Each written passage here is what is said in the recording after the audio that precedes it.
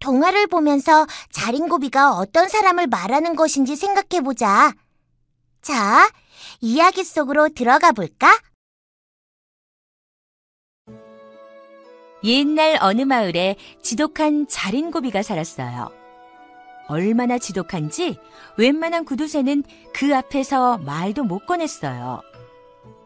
자린고비는 입는 것은 물론이요, 먹는 것까지 아까워서 반찬 없는 맨밥만 먹었어요.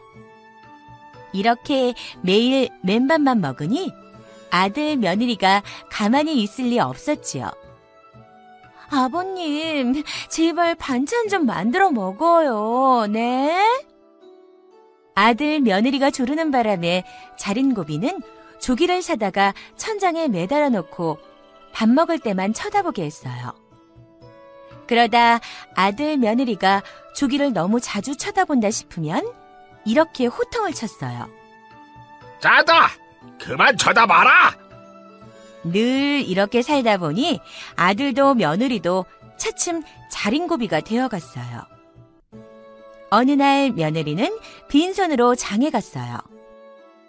며느리는 생선들을 이리 뒤집고 저리 들었다 놨다 하면서 손에 비린내를 잔뜩 묻혔어요.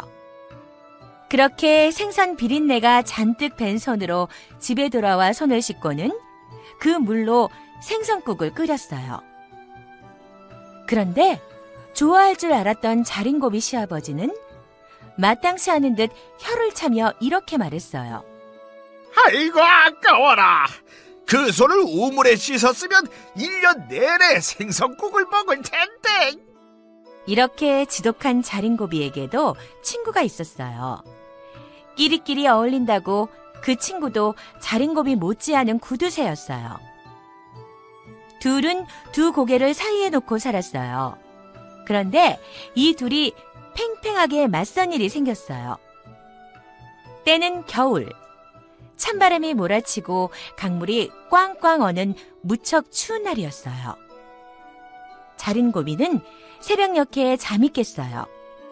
등덜미가 오슬오슬 춥더니 꽁꽁 얼어붙는 것 같았거든요. 아무리 한겨울이라지만 너무 추운걸. 자린고비가 눈을 비비며 사방을 둘러보았어요.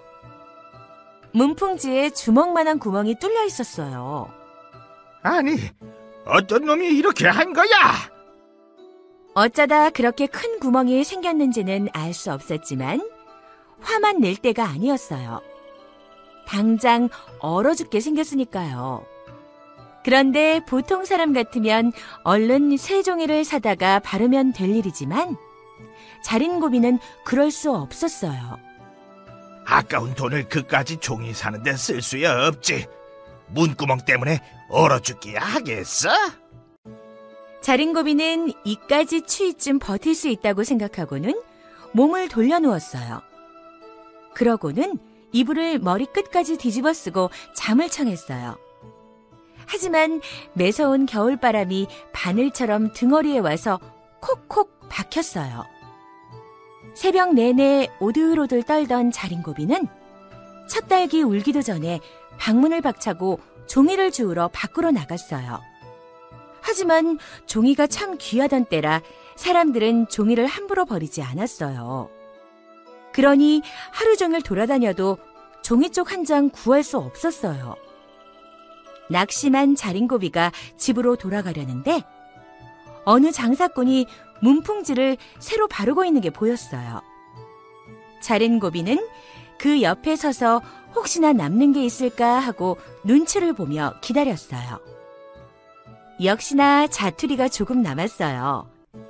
자린고비는 체면이고 뭐고 없이 장사꾼에게 부탁을 해서 자투리 종이를 얻었어요.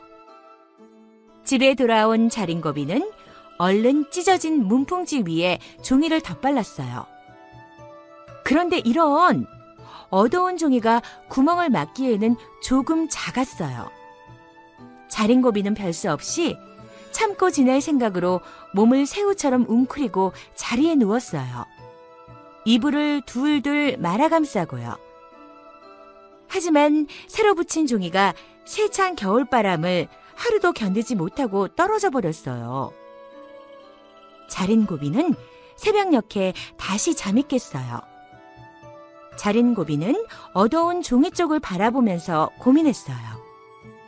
어떻게 하면 종이를 넉넉하게 얻을 수 있을까? 날이 밝자 찢어진 문풍지 사이로 환한 햇살이 밀려들었어요.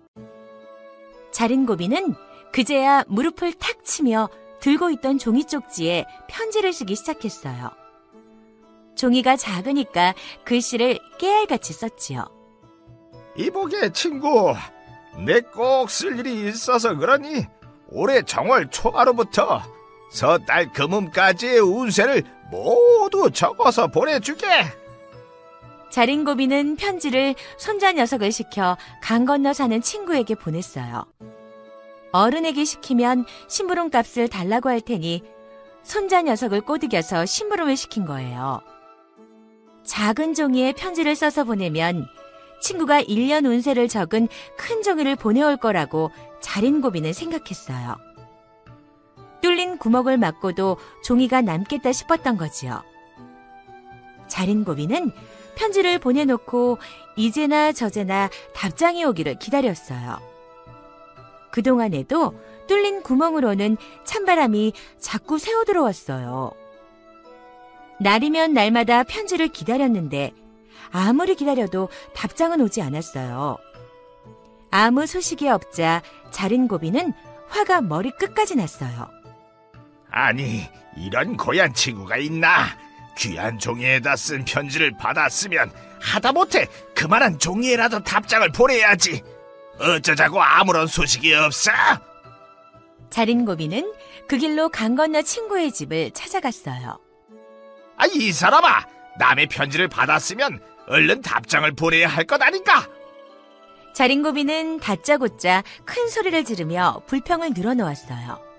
그랬더니 친구가 혀를 차며 이런 말을 했어요. 이거 참 미안하게 됐네.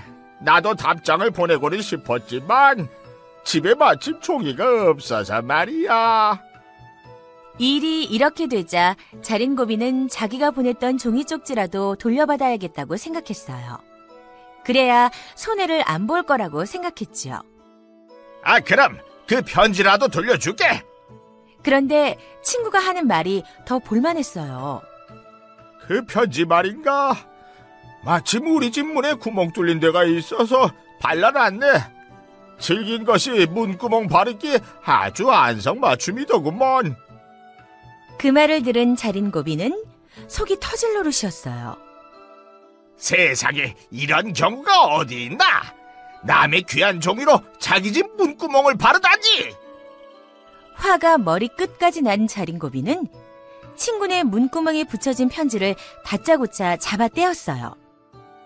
그걸 떼가지고 나오려는데 친구가 허둥지둥 자린고비를 쫓아나와 이렇게 말하는 거예요. 여보게, 자네 편지를 자네가 도로 떼가는 거야 말릴 일이 아니지만 그 편지에 붙은 파풀은 떼놓고 가게. 그것을 붙이느라 파풀이 자그마치 3알이나 들었다네. 이 두 사람 정말 대단하죠?